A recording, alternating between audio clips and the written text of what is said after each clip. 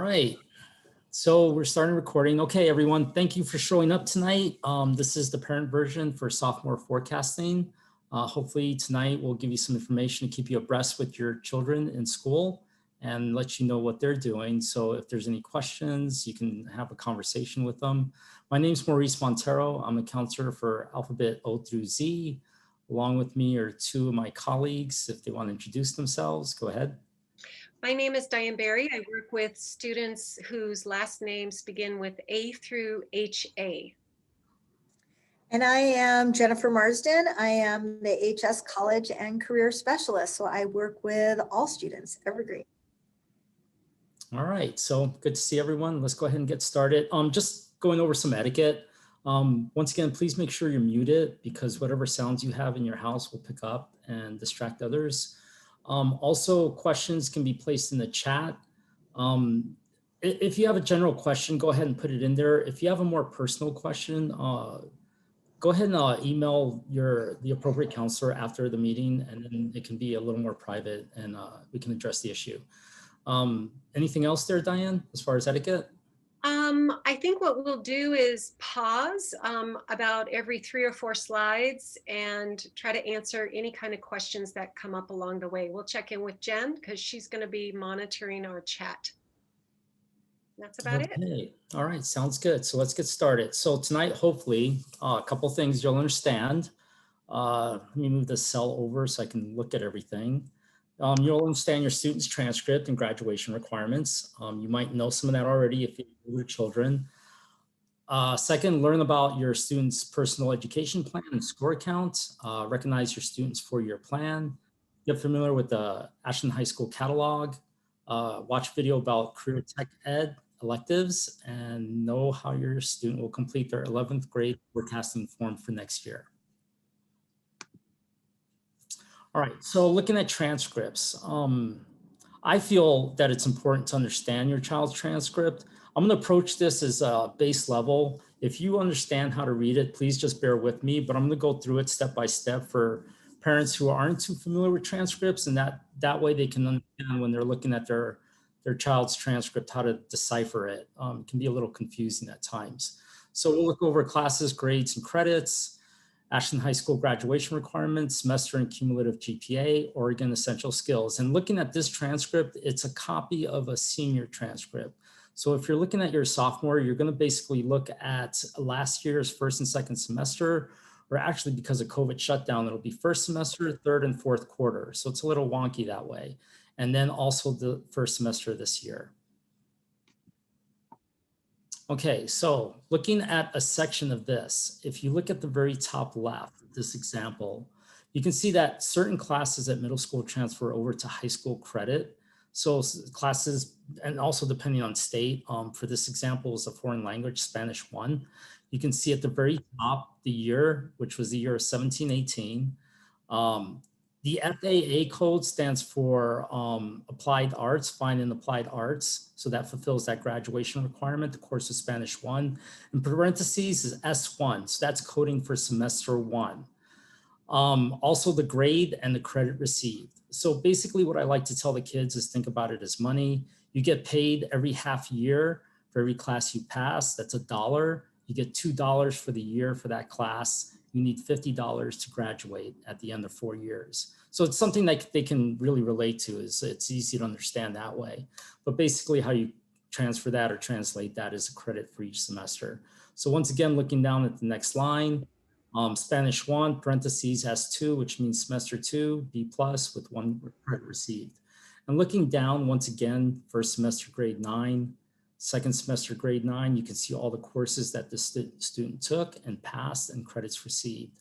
Also at the very left, there's coding, okay, for the subject matter. If you look at wellness, just under 17-18 school year for Ashland High School, grade 9, January 2018 was when that first semester ended. HE1 stands for health, so that fulfills a health, okay, for wellness.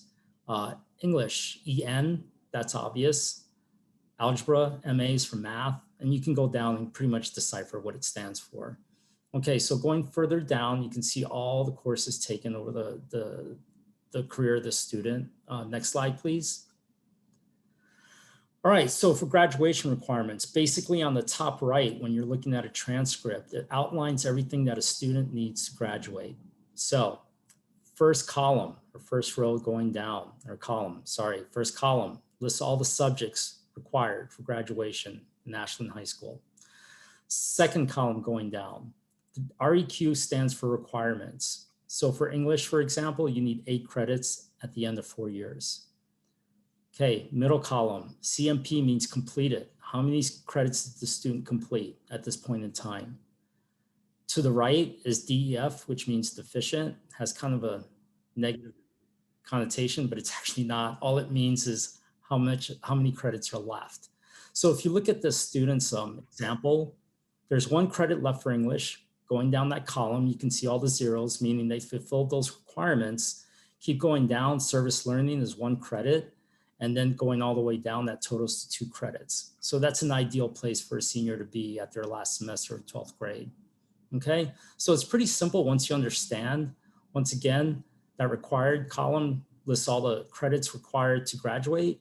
CMP in the middle shows you how much they've completed. And then DEF, deficient, means how much is left. Okay, semester and cumulative GPA, really important for college-bound students. What semester did you earn your highest GPA is a question I'll cover here shortly. What semester did you earn your lowest GPA? How can you raise your cumulative GPA? And what is your target GPA? So looking usually typically on the transcript, just underneath the requirements, the GPA is listed. Difference being unweighted GPA is a raw number, meaning for all the credits that a student acquired, and their point value for that is added together and divided by the number of courses, and you get that raw score. For every advanced placement course a student took, or an AP course, there's extra weight or value added to their GPA. So sometimes that's why you see 2 different numbers. So for example, the student, their raw GPA is 3.46. With the extra AP courses they took, they received a 3.53. So looking down by grade level and semester, you can break it down by their GPA that they received per each semester. What we like to ask the kids is, if you reflect and look at your highest semester or GPA acquired during that semester, what were the habits and skills that you acquired to bring that up there? Then that's what you want to kind of repeat. Reflect on your lowest semester or lowest GPA and look back and see what was happening in your life, and kind of learn lessons from that. So it's nice to know what you were doing right and some of the things that were going on in your life in contrast. And so what we also like to ask the students is what's the GPA you're looking for or targeting for this semester and this year? And let's repeat some of those positive habits. Another GPA requirement or goal is basically for college, which Jen can provide more information on. There's cutoff GPAs, there's GPAs for merit scholarships, all kinds of things for GPA scores. So it's important to know that. Maurice, can I just address a question really fast? Go ahead. So some people were a little confused about the COVID grading and was it pass fail? There are some grades. So just to clarify for people, because everyone's transcript is going to look different. Usually we don't have quarters, right? We're just a semester school, but the decision was made last spring that because students had done about half of the semester, that we would divide the semester in and allow students to have actual grades for that first quarter if they chose them. So some students will have a number of A's and P's. Some students might have A's and B's and P's. Everyone's transcript might look different. The fourth quarter, the second part of second semester last year, nobody could get letter grades. It was either a P, a not met, an M, or an I, an incomplete. So I hope that answers. I tried to answer it in the chat, but I think that gives a little better understanding. And no, it does not negatively impact students' GPA. In fact, it helped a lot of students' GPA who might have gotten B's or C's, and actually they got 1A, so they got a 4.0 for that. So it didn't negatively impact anyone's GPA. Hey, thanks, Jen. Appreciate that. Okay. All right, so moving on, grade points and essential skills. So calculating your GPA, you can look across that row, starting with an A, of 4.0 value systems for an A. A minus 3.7, B plus is 3.3, and so on and so on. And just as like Jen kind of talked about, if you look at the very right, a P is listed as 0.0, which is actually equivalent to an F. So that's incorrect as listed there on the transcript. So disregard that. There's no point value system to a P. Okay. Oregon essential skills. If you look at the right on the slide, it says essential skills measured by SBAC test during junior year. So they'll receive that next year. Okay.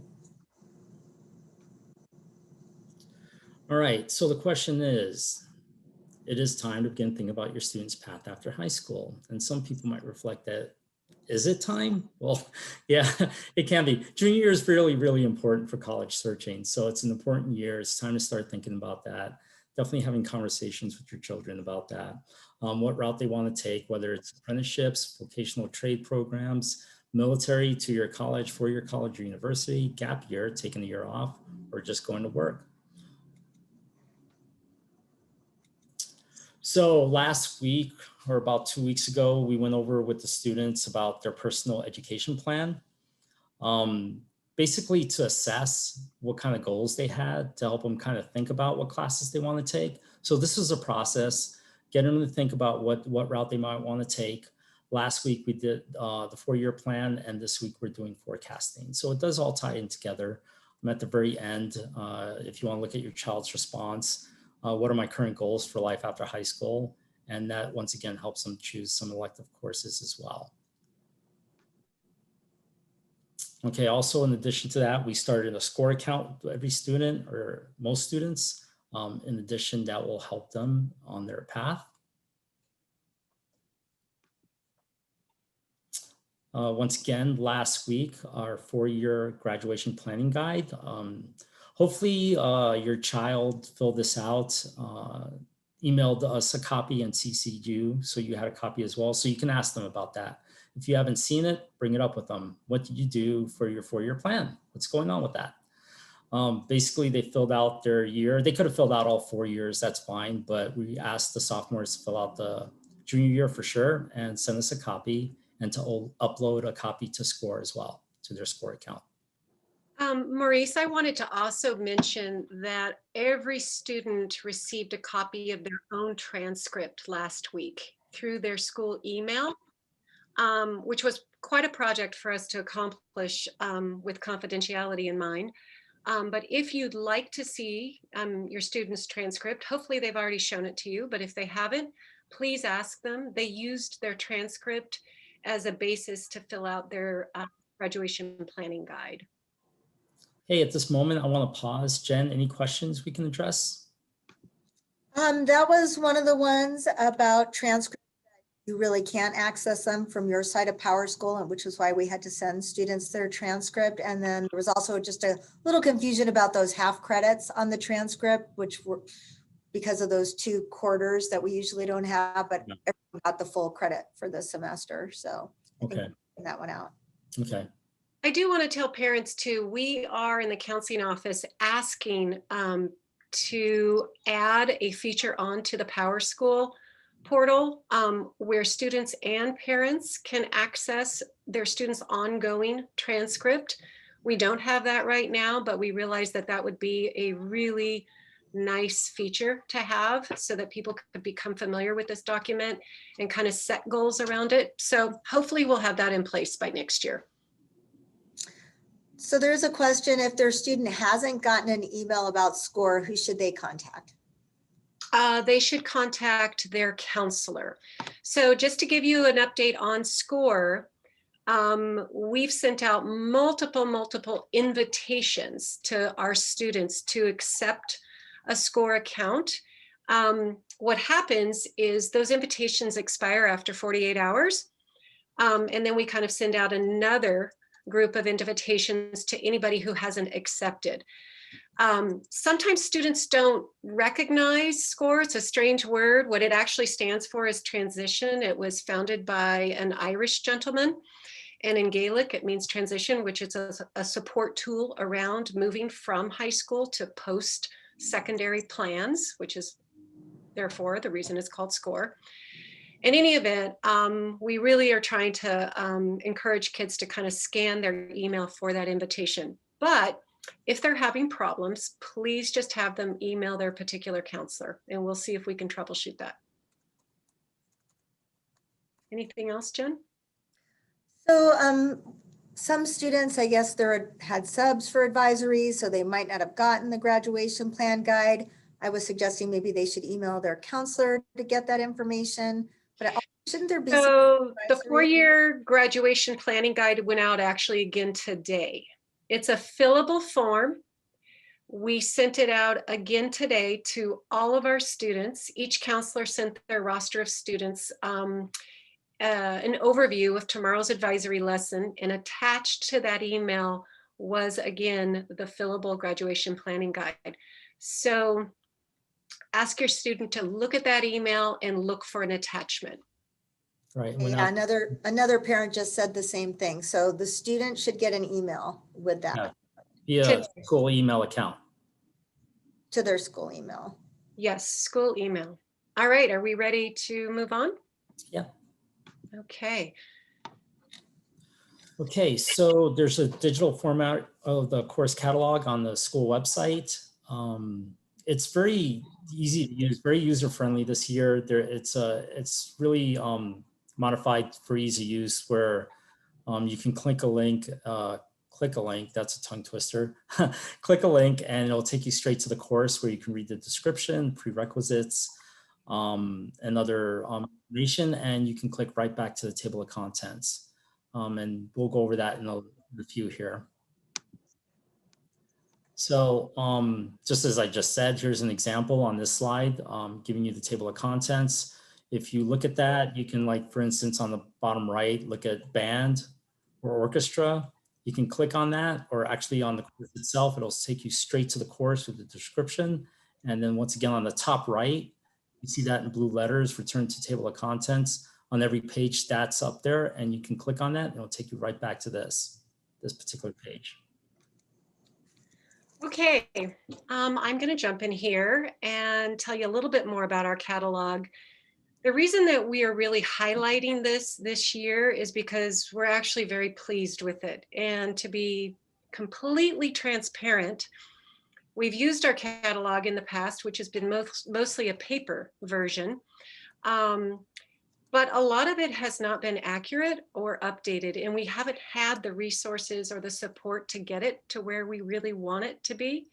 And this year, I suppose one of our silver linings to COVID, when we are relying so much on digital communication, we've made that a priority. So our current catalog has been digitalized, and it is as current and accurate as it has ever been. So I'm going to go ahead and play you a quick video of a tour of the catalog that I made. Pardon my airline steward voice in this video, but we want you to see how easy it is to navigate. Your students will see this video tomorrow. We really want students to be using the catalog almost as a pre-college exercise in a way to answer lots of questions. So here we go. Okay, here is our brand new 2021-2022 Ashland High School course guide. We wanted to take you through a quick tour of this just to show you how easy it is to navigate and to encourage you to use it to answer questions throughout the year. Not just questions about course selection, but questions about all sorts of things.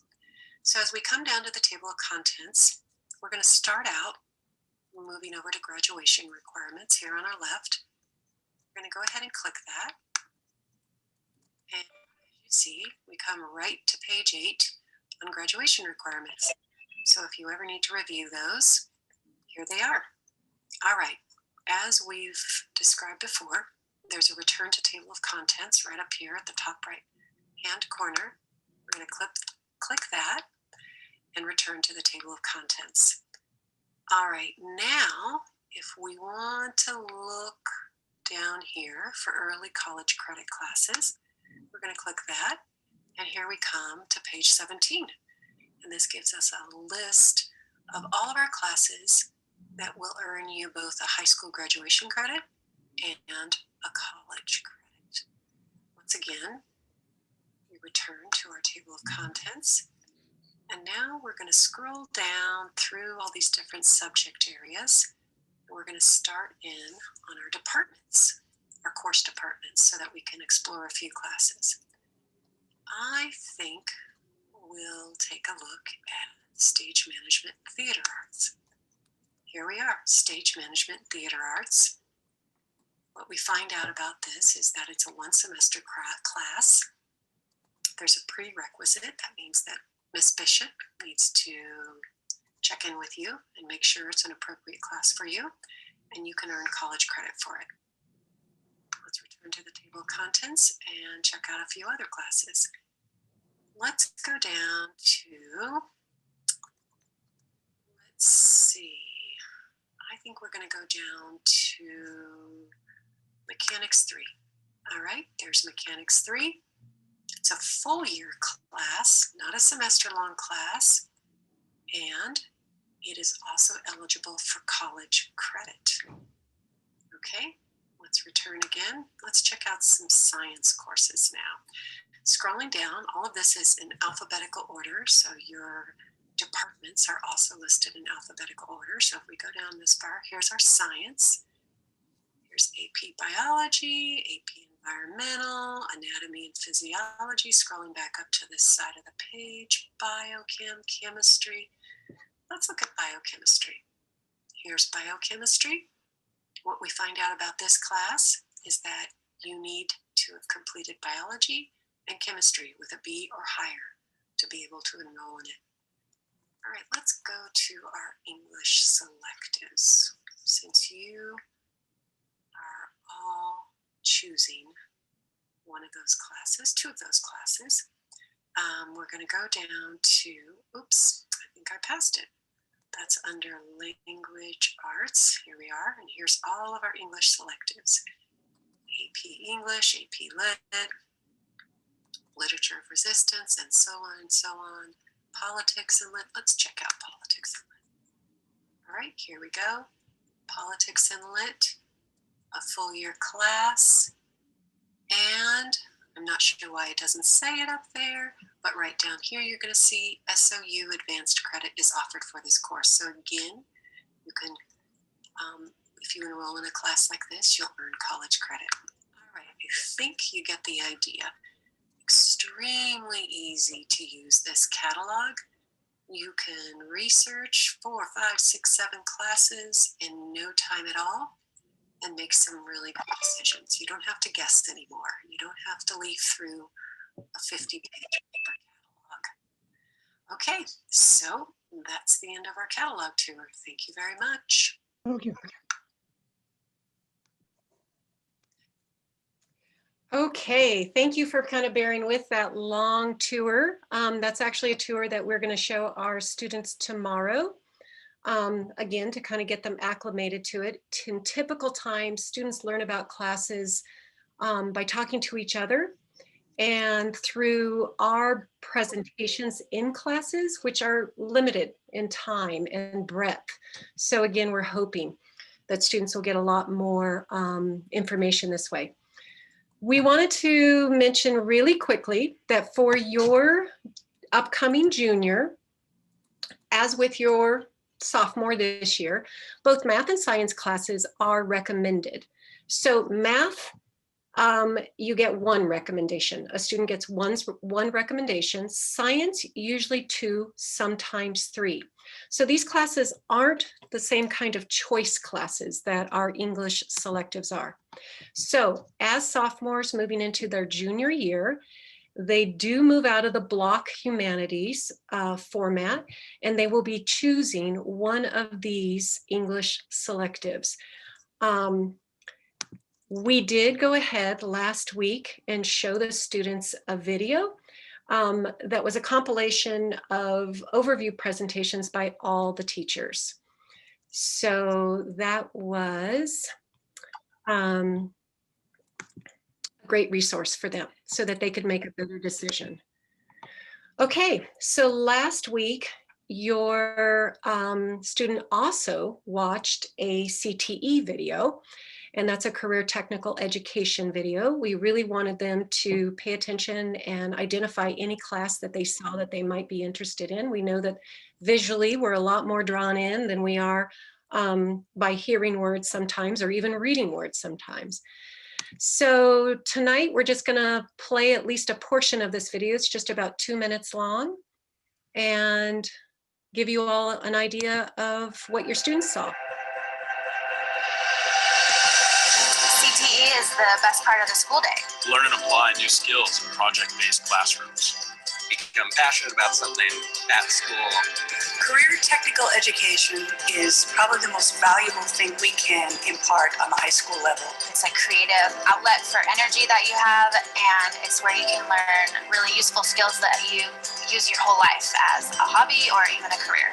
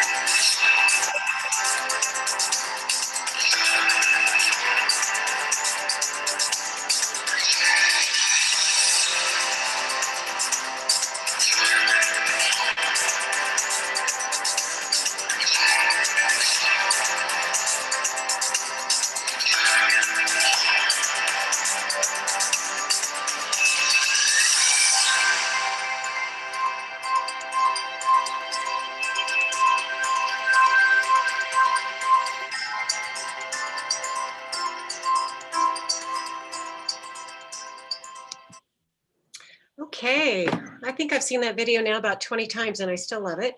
I hope that inspires kids to check out some electives that they may not have originally thought about.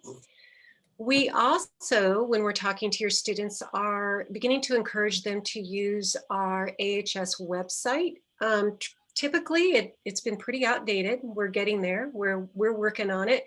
Jen Marston keeps our career and college section very updated, but we finally have some support again at the district office level where we're getting more resources posted under both academics and our counseling services. And in terms of what's relevant to you all tonight, under academics, we have the current course catalog link.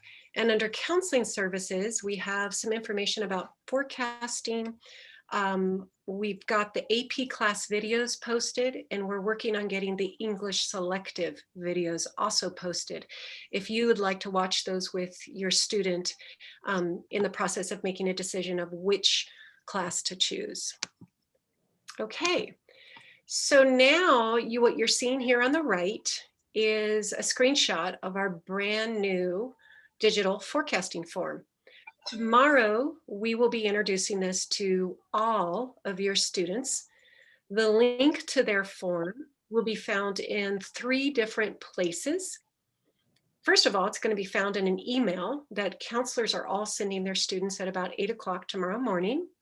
The reason we're not sending it to them until then is we don't want them to fill it out until they've had the advisory lesson that goes along with it. In addition, we've been modifying it right up to the very last point here. And I do want to again give huge gratitude and thanks to Jen Marston, who is kind of a woman of all skill types, and has worked really hard on this form for us. It's also going to be in their advisory chat, and it's also going to be tomorrow listed under in our AHS website under forecasting. When your student does fill out this form, we want them to go ahead and get that graduation planning form out, and we want them to use that as a reference. And so what we've told them in the lesson is, you know, open up 2 screens, take a screenshot of it, have it on your smart device. If that helps, print it up, do whatever you need to do so you can kind of reference those thoughtful decisions that you've made in your graduation planning form. Then we're going to give them directions on how to go ahead and fill it out. It's very easy. We want them to read the directions carefully. We want them to take their time. We want them to select additional electives because we always need alternate electives. And we're asking them to wait on forecasting for a teacher's assistant, a school to work, an internship, or the Thoreau or Catalyst program. Those are all programs that are opportunities that we work on later in the school year. Okay, now this is so exciting. You get another quick tutorial on how to use this brand new form of ours. This is something we are going to show students.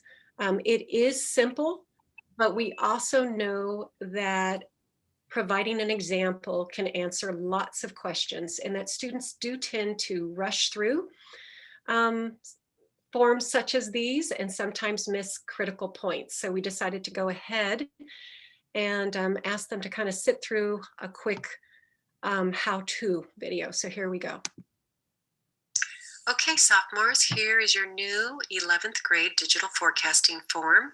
I'm going to really quickly fill it out with you so that you understand how it works and what classes you really need to take and what classes you have choices about. All right, so we start out with something really simple. Your last name. I'm going to go ahead and use my name. And then your first name, not the other way around. And the reason is that we're going to alphabetize all of our scheduling requests by your last name. We want to follow that by your phone number. This is kept completely confidential, but we do need to call you sometimes if there's a conflict with a class or we need to discuss another choice for you. Number 4, here the following classes are required for all 11th graders: an English selective, a math, a science, and a family health. Okay, so you watched a lot of videos about English selectives being offered next year. That was in your last week's forecasting class. You can also read about them in your catalog. But let's go down and choose. I am going to go ahead and choose Shakespearean and dramatic literature as my first choice. And as my second choice, we didn't mention this to you in the graduation planning guide, but you do need an alternate for your English. I am going to choose literature through sociology. All right. My current math teacher has recommended a math, so I'm just going to choose what they've already told me I should be taking, which is Algebra 2. Moving down to science. My science teachers also recommended 2 classes for me. I'm going to choose AP Bio because that's what I'm most interested in. I could actually take a second science if I wanted, but given my class schedule and how full it is, I'm not going to. I am going to take another year of world language. I'm trying to improve my Spanish, so I'm going to take Spanish 4. And I'd like to take care of my PE class, my second PE credit that I need. And I think I'm going to take competitive games. All right. I wish I played an an instrument, I'm going to pretend I do and sign up for wind ensemble. All right, so at this point, I've gotten down to the elective section. I've actually already filled up my schedule with the wind ensemble elective, the world language elective, the PE, and the family health is kind of taking up those extra spaces. However, I actually still need to select alternate electives.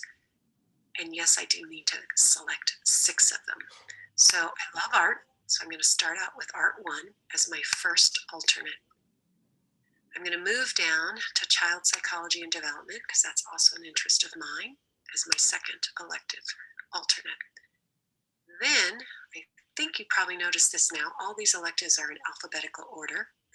I think I would like to take Culinary 1 as my next elective.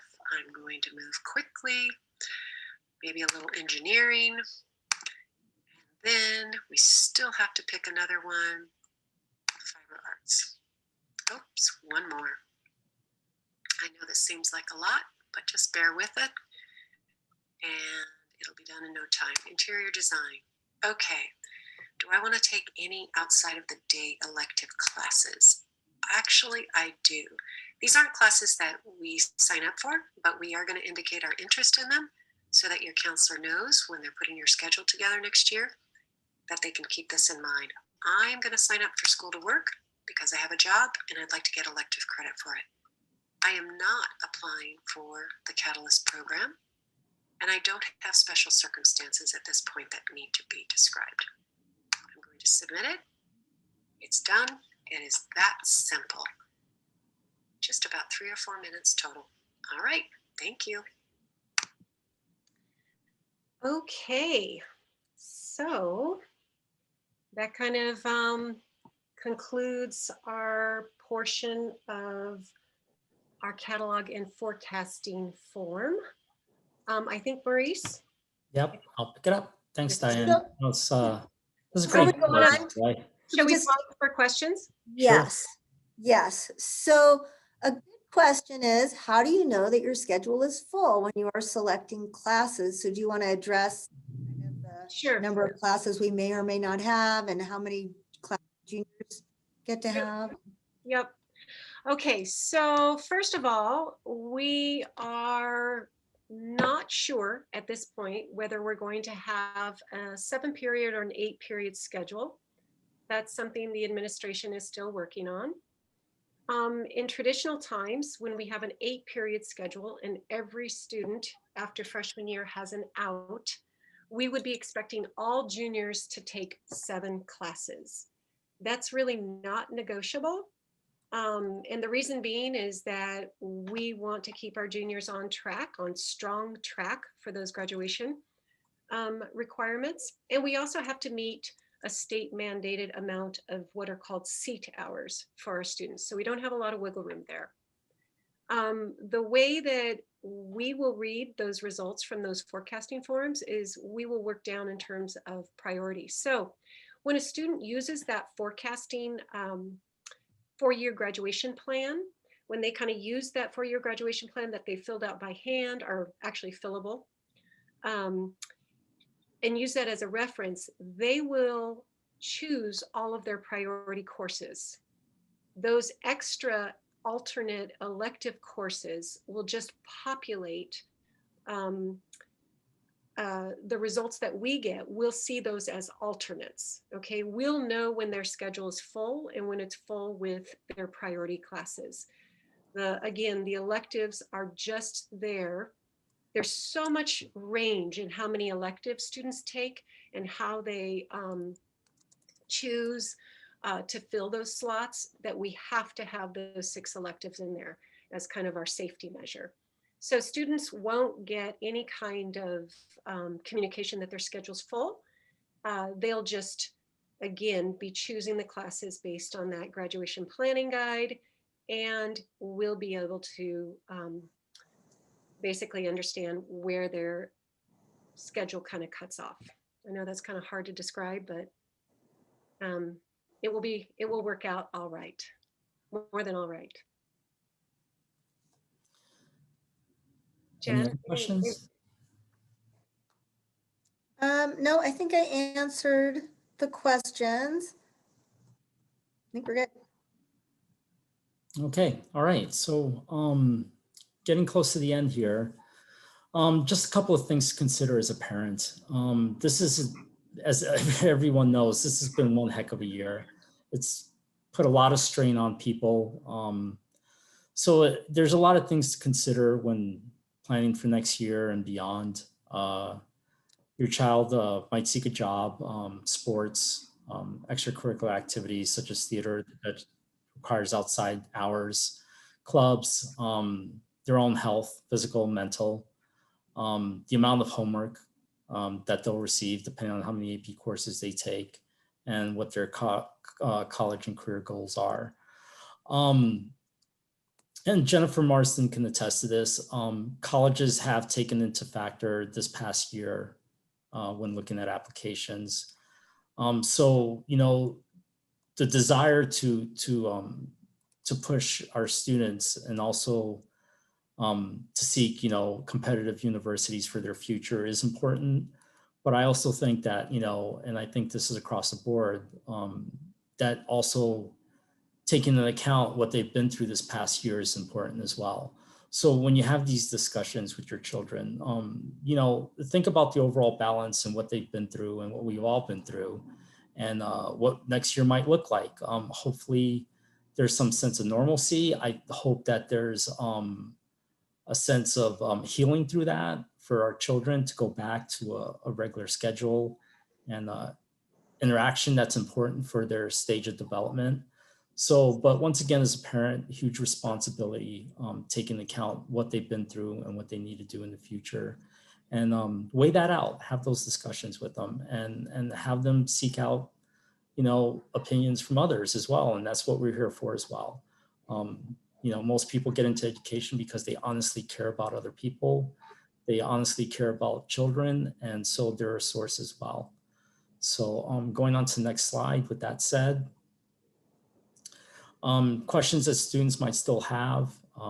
For example, number one, can seniors take more than one out? Oh, Maurice, I realized that this is actually a slide for juniors to seniors. So Yeah, that first question is not. it's null and void. Okay. Right, null and void. You Sorry. addressed it anyway. I was going to say about that you that. had addressed that. That's okay. That's okay. How many classes should juniors forecast for? Okay, Diane already addressed that. Thank you, Diane. That was kind of like foresight on your part. Do AP classes earn more credit? No. As I attest to earlier, it affects their GPA in a positive way, hopefully. Number four, there are other classes that I can take at Ashland High School that will earn college credit. Yes, they're also considered dual credit. You can refer to the course catalog with that one table that Diane had shown. Can I take something like, for example, cinema more than once, twice? Yes, if it says repeatable course in the course catalog, you can for credit. Does driver's ed count for elective credit? I fielded these questions a couple of times about driver's ed. Yes. If they go through a course, they can hand in the certificate of completion to the main office and they can gain an elective credit from that. Can I sign up for a TA, or in other words, teacher's assistant? No, not at this moment. We'll wait till the school year starts, and then whoever is interested will go ahead through the process and get an approval by an instructor or a teacher, and then they can start if they're approved. So Maurice, before we go on to the next slide, this question's come up a couple of times and I've told the people I would address it and I haven't yet. So the question was, do the California public universities require any classes that are different or have any different requirements than other universities like the Oregon public universities? And yes, they do. I put this in the chat, but just to explain further, the Oregon public universities, the UC system and the CSU system have what's called the Visual and Performing Arts requirement, VPA. And what that is they want every student while they're in high school to take 2 semesters, they don't have to be consecutive, of a visual or performing art. And those 2 classes, those 2 semesters have to be in the same subject area. So students have to take 2 music classes or 2 visual arts classes or 2 choir classes. So we have, I think it in the catalog, it does tell you which classes satisfy VPA requirements. The issue is that California will not certify any Oregon classes as satisfying VPA. So what they ask out-of-state students and schools to do is just to kind of look at what classes they have in California that are approved and direct students toward those classes. So if you have a student whose dream is to go to UCLA or Berkeley or even Chico State or Humboldt State, and you have questions about the VPA requirement, going into junior year is a good year to know about this. We have lots of seniors who scramble senior year to fit in 2 semesters of a class just so that they can apply to California schools. So if you have questions, feel free to ask me or counselors, and we can help you or your student with that.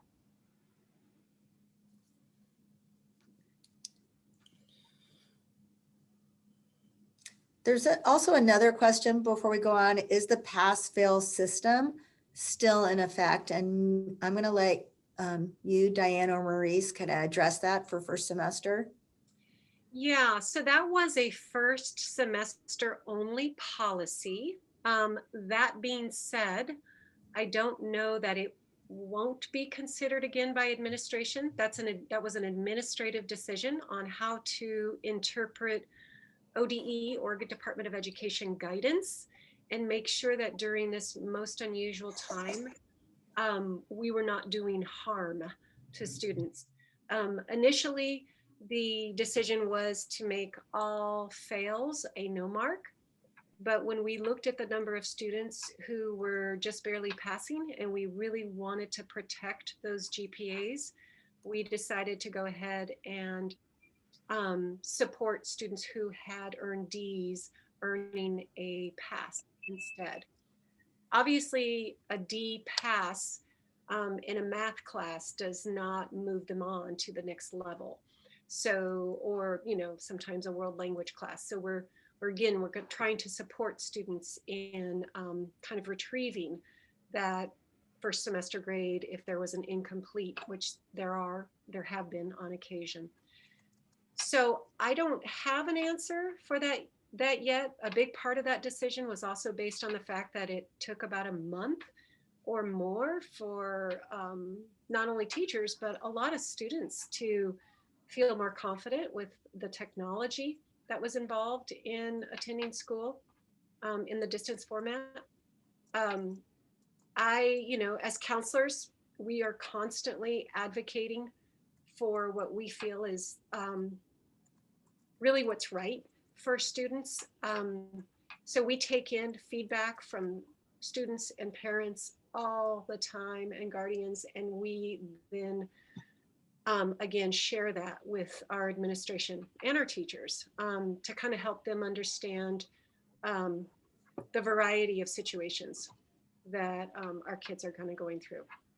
So that policy is not in place right now, but I don't know that it won't be at some point discussed.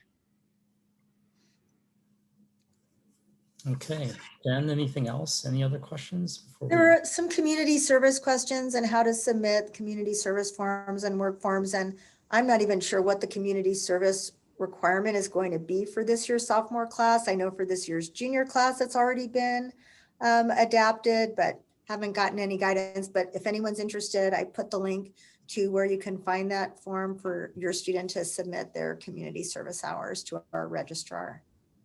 Yeah, so for the sophomore class right now, from what I understand from the school board, the expectation is 75 hours. So they've eliminated the requirement from this year of COVID. So I think that's what's in place at this point. Again, there's a lot of moving parts right now, lots of discussions. It seems like we're just barely keeping ahead of the curve in terms of information. Okay, so going over this final slide, students have additional questions. First point of contact preferably would be the course catalog. It has a lot of information in there, a lot more user-friendly.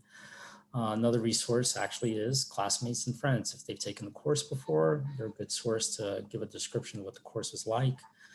Parents, yes, we do advocate for you as well.